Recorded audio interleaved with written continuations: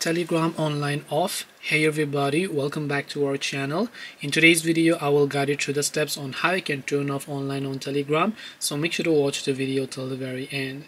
So if you'd like to turn off the online status on Telegram, it's actually quite very simple to do so. All you have to do is open up the Telegram application here. Once you launch the Telegram app, tap the three lines option, then just go to settings.